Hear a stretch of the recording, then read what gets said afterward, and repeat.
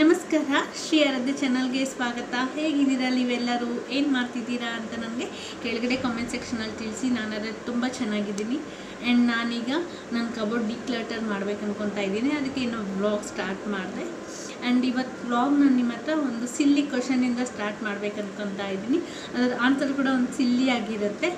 So ಏನು ಆ question ಅಂದರೆ, ಒಂದು ಊರಲ್ಲಿ ಒಬ್ಬ ತುಂಬ ಶ್ರೀಮಂತ ಇರೋ ಆಫೀಸರ್ ಇರ್ತಾರೆ. ಸೊ ಆ ಆಫೀಸರು ಏನೋ ಕೆಲಸದ ಮೇಲೆ ಬೇರೆ ದೇಶಕ್ಕೆ ಹೋಗಬೇಕಾಗಿರುತ್ತೆ ಫ್ಲೈಟಲ್ಲಿ. So next day morning officer ಹೋಗ್ತಾ ಇರ್ತಾರೆ ಟ್ರಾವೆಲ್ ಮಾಡಬೇಕಂತ. ಇನ್ನೇನು ಗೇಟ್ ಹತ್ರ ಬರುವಾಗ ಅಲ್ಲಿರೋ ವಾಚ್ಮ್ಯಾನ್ ಬಂದು, ಸರ್ ನೀವು ಹೋಗಬೇಡಿ, ಪ್ಲೀಸ್ ಹೋಗಬೇಡಿ, ನನ್ನ ಕನ್ಸಲ್ಲಿ ಬಂದಿದೆ, ಇವತ್ತು ಫ್ಲೈಟ್ ಬ್ಲಾಸ್ಟ್ ಆಗುತ್ತಂತೆ, ಸೊ ಪ್ಲೀಸ್ ಹೋಗಬೇಡಿ ಅಂತ ಆ ವಾಚ್ಮ್ಯಾನ್ ತುಂಬ ರಿಕ್ವೆಸ್ಟ್ ಮಾಡ್ತಾರೆ. ಸೊ ವಾಚ್ಮ್ಯಾನ್ ಅಷ್ಟು ರಿಕ್ವೆಸ್ಟ್ ಮಾಡಿರೋದ್ರಿಂದ ಆಫೀಸರ್ ಆದರೆ ಇನ್ನು ಜರ್ನಿ ಕ್ಯಾನ್ಸಲ್ ಮಾಡ್ತಾರೆ, ಅದು ವರ್ಕ್ನ ಪೋಸ್ಟ್ಪೋನ್ ಮಾಡ್ಕೊತಾರೆ. ಸೊ ಅದು ಆಗುತ್ತೆ. ಆದಮೇಲೆ ನಿಜವಾಗ್ಲೂ ಆ ಫ್ಲೈಟ್ ಬ್ಲಾಸ್ಟ್ ಆಗುತ್ತೆ. ಅವ್ರು ಯಾವ ಫ್ಲೈಟಲ್ಲಿ ಹೋಗ್ಬೇಕಾಗಿರುತ್ತೋ ಆ ಫ್ಲೈಟ್ ಬ್ಲಾಸ್ಟ್ ಆಗುತ್ತೆ. ಸೊ ಆವಾಗ ಆಫೀಸರ್ ಬಂದು ಆ ವಾಚ್ಮನ್ನ ತುಂಬ ಹೊಗಳಿ, ತುಂಬ ಥ್ಯಾಂಕ್ಸ್ ಎಲ್ಲ ಹೇಳಿ, ತುಂಬ ದುಡ್ಡು ಕೊಟ್ಟು ಜಾಸ್ತಿ ಎಲ್ಲ ಕೊಟ್ಟು ಲಾಸ್ಟಿಗೆ ಆ ವಾಚ್ಮ್ಯಾನ್ನ ಆಫೀಸರು ಕಪಾಳಿಗೆ ಒಂದು ಏಟು ಹೊಡೆದು ಜಾಬ್ ಬಿಡಿಸ್ತಾರೆ. ಯಾಕೆ ಹೊಡಿತಾರೆ ಆಫೀಸರ್ ಆ್ಯಂಡ್ ಯಾಕೆ ಜಾಬ್ ಬಿಡಿಸ್ತಾರೆ ಅಂತ ನೀವು ನನಗೆ ಆನ್ಸರ್ ಮಾಡಿ ಕೆಳಗಡೆ ಕಾಮೆಂಟ್ ಸೆಕ್ಷನಲ್ಲಿ. ಓಕೆ, ನಾನು ಇದರದ್ದು ರಿಪ್ಲೈ ನೆಕ್ಸ್ಟ್ ವ್ಲಾಗಲ್ಲಿ ಕೊಡ್ತೀನಿ. ಓಕೆ, ಸೊ ನೀವೆಲ್ಲ ನಂಗೆ ಥಿಂಕ್ ಮಾಡಿ ಕಾಮೆಂಟ್ ಮಾಡಲೇಬೇಕು. ಆ್ಯಂಡ್ ನನ್ನ ವ್ಲಾಗ್ಸ್ನ ಏನಿಲ್ಲ ಅಂದರೂ ಮಿನಿಮಮ್ 400 ಮೆಂಬರ್ಸ್ ನೋಡ್ತಾರೆ. ಅದರಲ್ಲಿ ನಂಗೆ ಮ್ಯಾಕ್ಸಿಮಮ್ ಒಂದು 10 ಕಮೆಂಟ್ಸೇ ಬರುತ್ತೆ. ಈ ಸರಿ ಇಲ್ಲ, 400 ಮೆಂಬರ್ಸ್ ಅಂದರೆ 400ಅಲ್ಲಿ ಮಿನಿಮಮ್ ನನಗೆ 200 ಮೆಂಬರ್ಸ್ ಆದರೂ ನನಗೆ ಇದಕ್ಕೆ ಆನ್ಸರ್ಗೆ ಕಾಮೆಂಟ್ ಮಾಡಿ ಟ್ರೈ ಮಾಡಿ.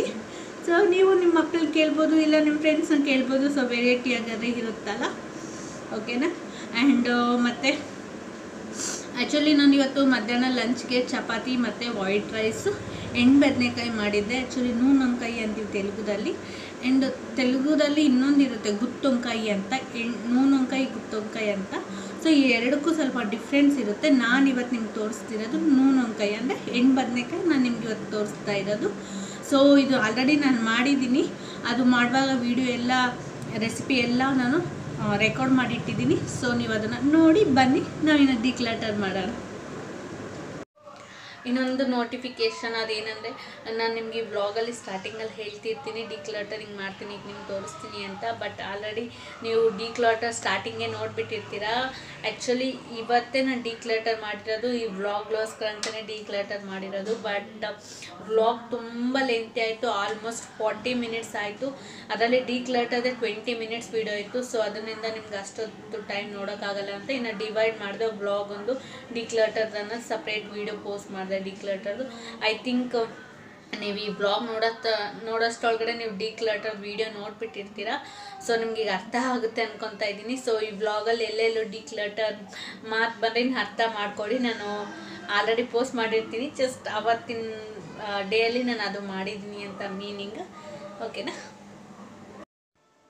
ಸೊ ಈಗ ನಾನು ಎಣ್ಣೆ ಬದನೆಕಾಯಿಗೋಸ್ಕರ 1 ಕಪ್ ಡ್ರೈ ರೋಸ್ಟ್ ಮಾಡಿರೋ ಅಂಥ ಶೇಂಗಾನ ಹಾಕ್ಕೊಂಡಿದ್ದೀನಿ. ಮತ್ತು ಸ್ವಲ್ಪ ಚಕ್ಕೆ ಲವಂಗ ಪೌಡರ್ ಹಾಕಿದ್ದೀನಿ. ನೀವು ಬೇಕಿದ್ದರೂ ಡೈರೆಕ್ಟ್ ಚಕ್ಕೆ ಲವಂಗ ಹಾಕ್ಕೊಳ್ಬೋದು. ಅದನ್ನು ಮಿಕ್ಸಿಗೆ ಹಾಕಿ, ಅದಾದಮೇಲೆ ಬೆಳ್ಳುಳ್ಳಿ, ಶುಂಠಿ, ನಾನಿಲ್ಲಿ ಸ್ವಲ್ಪ ಬೆಳ್ಳುಳ್ಳಿ ದೊಡ್ಡ ಸೈಜ್ ತೊಗೊಂಡಿರೋದ್ರಿಂದ 4 ತೊಗೊಂಡಿದ್ದೀನಿ. ಮತ್ತು ಹುಣಸೆಹಣ್ಣು, ಕೊತ್ತಂಬರಿ ಹಾಕ್ಕೊಂಡು ಮತ್ತೆ ಮಿಕ್ಸಿಗೆ ಹಾಕ್ಕೊಳ್ಳಿ. ಸೊ ಇಲ್ಲಿ ನಾವೆಲ್ಲ ಒಂದೇ ಸಾರಿ ಮಿಕ್ಸಿಗೆ ಹಾಕಲ್ಲ, ಸ್ಟೆಪ್ ಬೈ ಸ್ಟೆಪ್ ಮಿಕ್ಸಿಗೆ ಹಾಕ್ತೀವಿ. ಸೊ ಇಲ್ಲಿ ಈಗ ಉಪ್ಪು, ಖಾರ, ಅರಿಶಿಣದ ಪುಡಿ ಹಾಕ್ಕೊಳ್ಬೇಕು. ನೋಡಿ ಇದು ಈ ಥರ ಪೇಸ್ಟ್ ಆಗಿರುತ್ತೆ, ಸ್ವಲ್ಪ ನಾವು ಶೇಂಗಾ ಪುಡಿ ಹಾಕಿರೋದ್ರಿಂದ. ಸೊ ನಾನಿಲ್ಲಿ 1 ಟೇಬಲ್ ಸ್ಪೂನ್ ಉಪ್ಪು, 2 ಸ್ಪೂನ್ ಖಾರ, ಸ್ವಲ್ಪ ನಾವು ಖಾರ ಜಾಸ್ತಿ ತಿಂತೀವಿ ಆ್ಯಂಡ್ ನಮ್ಮ ಖಾರದ ಪುಡಿ ಅಷ್ಟು ಜಾಸ್ತಿ ಖಾರ ಇರೋದ್ರಿಂದ ನಾನಿಲ್ಲಿ 2 ಸ್ಪೂನ್ ಖಾರ ತೊಗೊಂಡಿದ್ದೀನಿ. ಸೊ ಇದನ್ನು ಮಿಕ್ಸಿಗೆ ಹಾಕ್ಕೊಂಡಿದ್ದೀನಿ. ನೀವು ಈ ಸ್ಟೆಪ್ಪಲ್ಲಿ ಇಲ್ಲೇ ಬೇಕಿದ್ದರೆ ಮಿಕ್ಸಿಯಲ್ಲೇ ಆಯಿಲ್ ಹಾಕ್ಕೊಂಡು ಮಿಕ್ಸಿಗೆ ಹಾಕ್ಕೊಳ್ಬೋದು. ಇಲ್ಲಾಂದ್ರೂ ಆ ಪೇಸ್ಟ್ ಎಲ್ಲ ಹೊರಗಡೆ ತೆಗೆದು ಕೂಡ ನೀವು ಮಿಕ್ಸ್ ಮಾಡ್ಕೊಳ್ಬೋದು. ನಾನು ಇಲ್ಲೇ ಡೈರೆಕ್ಟ್ ಮಿಕ್ಸಿಯಲ್ಲೇ ಆಯಿಲ್ ಹಾಕ್ಸ್ಕೊಂಡು ಮತ್ತೆ ಒಂದು ಸರಿ ಮಿಕ್ಸಿನ ತಿರುಗಿಸ್ಕೊಂಡಿದ್ದೀನಿ. ಸೊ ಈ ಥರ ಪೇಸ್ಟ್ ಥರ ಆಗಿರುತ್ತೆ, ಮುದ್ದೆ ಥರ ಆಲ್ಮೋಸ್ಟು.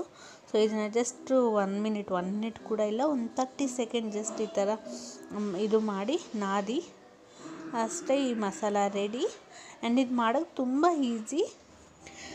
ನಾವು ಹೆಣ್ಣು ಬದನೆಕಾಯಿಗೆ ಸ್ವಲ್ಪ ಸ್ಮಾಲ್ ಸೈಜ್ ಇರೋಂಥ ಬದನೆಕಾಯಿ ತೊಗೊಂಡ್ರೆ ಚೆನ್ನಾಗಿರುತ್ತೆ. ಸೊ ಒಳಗಡೆ ಎಲ್ಲ ಚೆನ್ನಾಗಿ ಫ್ರೈ ಆಗುತ್ತೆ ಅದರಿಂದ. ಆ್ಯಂಡ್ ಈ ಬದನೆಕಾಯಿನ 4 ಪೀಸಸ್ ಥರ ಕಟ್ ಮಾಡ್ಕೊಳ್ಳಿ. ಅಂದರೆ ಫುಲ್ಲಾಗಿ ಸಪ್ರೇಟಾಗಲ್ಲ, ಈ ಥರ ನಿಮ್ಗೆ ಐಡಿಯಾ ಬಂದಿದೆ ಅಂದ್ಕೊತೀನಿ. ಸೊ ಈಗ ಈ ಕಟ್ ಮಾಡಿರೋಂಥ ಬದನೆಕಾಯಲ್ಲಿ ನಾವು ಮಾಡಿರೋಂಥ ಮಸಾಲೆನ ಫಿಲ್ ಮಾಡ್ಕೊಳ್ಬೇಕು. ಜಸ್ಟ್ 4 ಕಾರ್ನರ್ಸಲ್ಲೂ ಬರೋ ಥರ ಫಿಲ್ ಮಾಡ್ಕೊಳ್ಬೇಕು. ಎಲ್ಲ ಬದನೆಕಾಯಿನೂ ಈ ಥರ ಫಿಲ್ ಮಾಡ್ಕೊಳ್ಳಿ. ಸೊ ನೋಡಿ, ಇಲ್ಲಿ ನಿಮ್ಗೆ ಗೊತ್ತಾಗ್ತಾ ಇದೆಯಲ್ಲ ನಾನು ಯಾವ ಥರ ಫಿಲ್ ಮಾಡ್ಕೊಂಡಿದ್ದೀನಿ ಅಂತ. ಆ ಥರನೆಲ್ಲ ಫಿಲ್ ಮಾಡಾದಮೇಲೆ ಕುಕ್ಕರಲ್ಲಿ ಎಣ್ಣೆ ಹಾಕ್ಕೊಳ್ಳಿ. ಆ್ಯಂಡ್ ಸಾಸಿವೆ ಜೀರಿಗೆ ಹಾಕ್ಕೊಳ್ಳಿ. ನನ್ನ ಅಡುಗೆಯಲ್ಲಿ ಕಂಪಲ್ಸರಿ ಸಾಸಿವೆ ಜೀರಿಗೆ ಅನ್ನೋದು ಎಲ್ಲ ಅಡುಗೆದಲ್ಲೂ ನಾನು ಹಾಕಿರ್ತೀನಿ, ನಿಮ್ಗೆ ನೋಡಿದರೆ ಗೊತ್ತಾಗಿರುತ್ತೆ. ಸೊ ಆಮೇಲೆ ನೀವು ಡೈರೆಕ್ಟಾಗಿ ಬದನೆಕಾಯಿ ಹಾಕ್ಕೊಳ್ಳೋದು. ನಿಮಗೆ ಇಲ್ಲಿ ಬೇಕಿದ್ದರೆ ಒಂದು ಆನಿಯನ್ ಹಾಕ್ಕೊಳ್ಬೋದು, ಬಟ್ ನಾನು ಹಾಕಲ್ಲ, ನಮಗೆ ಸ್ವಲ್ಪ ಸ್ವೀಟ್ ಅನಿಸುತ್ತೆ, ಹಾಕಲ್ಲ. ಬಟ್ ನೀವು ಇದೇ ಜಾಗದಲ್ಲಿ ಯಾವಾಗಾದ್ರು ಬದನೆಕಾಯಿ ಕಡಿಮೆ ಬಂದಾಗ ನೀವು ಸೇಮ್ ಆನಿಯನ್ನ ಕೂಡ 4 ಪೀಸಸ್ಸಾಗಿ ಕಟ್ ಮಾಡಿ ಸಪ್ರೇಟಾಗಲ್ಲ. ಈಗ ನಾವು ಬದನೆಕಾಯಿ ಯಾವ ಥರ ಕಟ್ ಮಾಡ್ಕೊಂಡಿದ್ದೀವಿ, ಆನಿಯನ್ನ ಕೂಡ ಆ ಥರ ಕಟ್ ಮಾಡಿ ಇದರಲ್ಲಿ ಹಾಕ್ಬೋದು. ಅದು ಟೇಸ್ಟ್ ಕೂಡ ತುಂಬ ಚೆನ್ನಾಗಿರುತ್ತೆ. ಬಟ್ ಆನಿಯನಲ್ಲೇನು ಮಸಾಲೆ ಮಿಕ್ಸ್ ಮಾಡೋ ಅವಶ್ಯಕತೆ ಇರಲ್ಲ, ಜಸ್ಟ್ ಈ ಥರ 4 ಪೀಸಸ್ ಕಟ್ ಮಾಡಿ ಹಾಕ್ಕೊಳ್ಬೋದು. ನಾನು ಅದೀಗ ಹಾಕಿಲ್ಲ. ಸೊ ಇನ್ನು ಈ ಮಿಕ್ಕಿರೋ ಮಸಾಲೆ ಎಲ್ಲ ಇರುತ್ತಲ್ಲ, ಇದನ್ನು ಡೈರೆಕ್ಟಾಗಿ ಇನ್ನು ಇಲ್ಲಿ ಹಾಕ್ಕೊಳ್ಬೋದು. ಆ್ಯಂಡ್ ನಾನು ಹಂಗೆ ಕರಿಬೇವು ಕೂಡ ಹಾಕಿದ್ದೀನಿ. ಸೊ 1 ಮಿನಿಟ್ ಜಸ್ಟ್ ಇದು ಫ್ರೈ ಮಾಡಿ, ಜಸ್ಟ್ ಆ ಮಸಾಲೆ ಆಯಿಲಲ್ಲೆಲ್ಲ ಫ್ರೈ ಆಗೋವರೆಗೂ ಫ್ರೈ ಮಾಡಿ.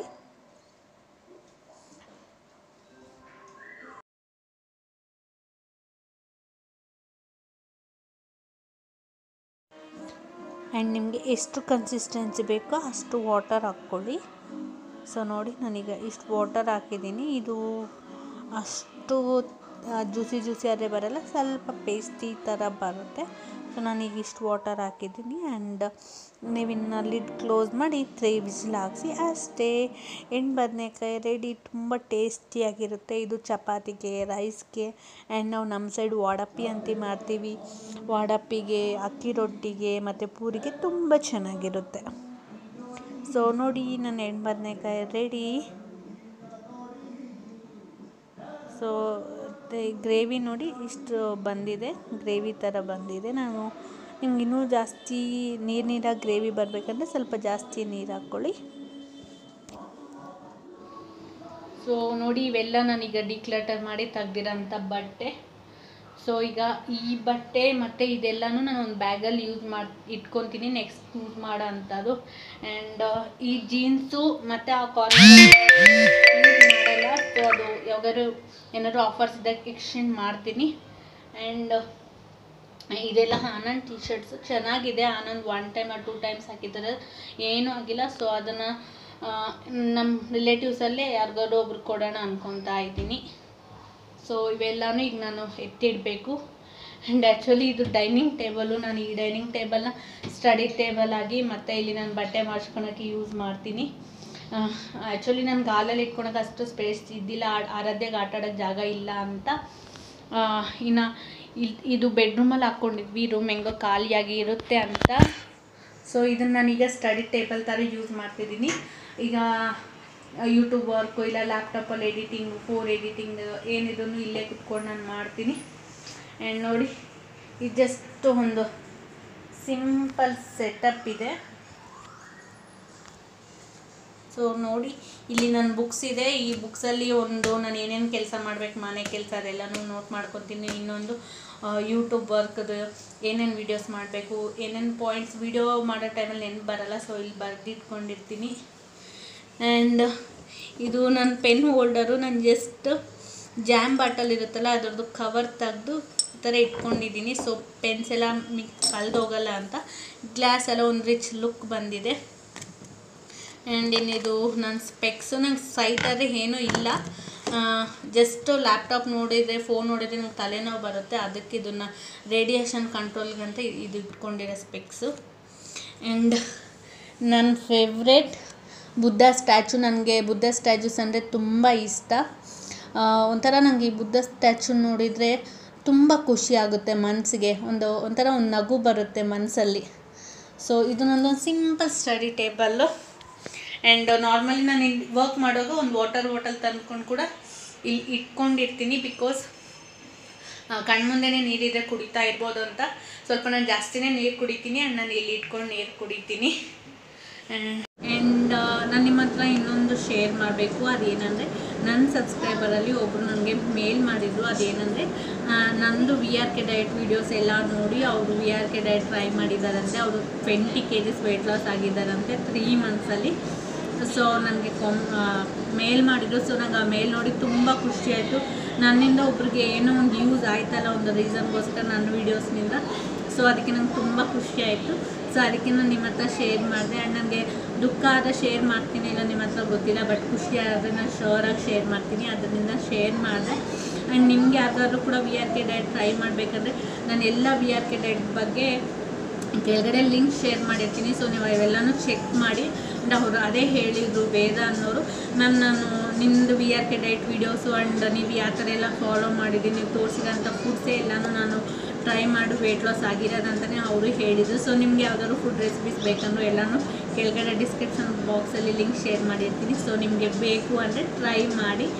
ಆ್ಯಂಡ್ ಇನ್ನೊಂದು ನಾನು ಈ ವೀಕಲ್ಲಿ ಮತ್ತೆ ನಾನು ಹೌ ಟು ಆರ್ಗನೈಸ್ ಕಬೋರ್ಡ್ ಅಂತ ವೀಡಿಯೋ ಪೋಸ್ಟ್ ಮಾಡ್ತೀನಿ. ಸೊ ನೀವೆಲ್ಲ ಅಂದ್ಕೊಳ್ಬೋದು ಆಲ್ರೆಡಿ ಇವತ್ತು ನೋಡಿದ್ದೀವಲ್ಲ ಆ್ಯಂಡ್ ನೀವು ಮತ್ತೆ ಯಾಕೆ ಪೋಸ್ಟ್ ಮಾಡ್ತೀರಾ ಅಂತ.